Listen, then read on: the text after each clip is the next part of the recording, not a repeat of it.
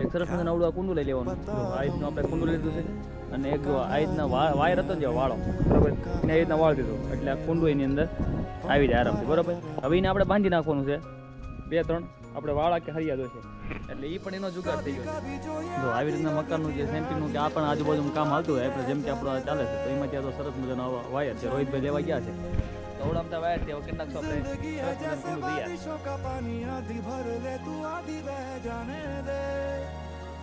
जाने दे हम समंदर का एक खतरा है यार समंदर है हम पम पररररम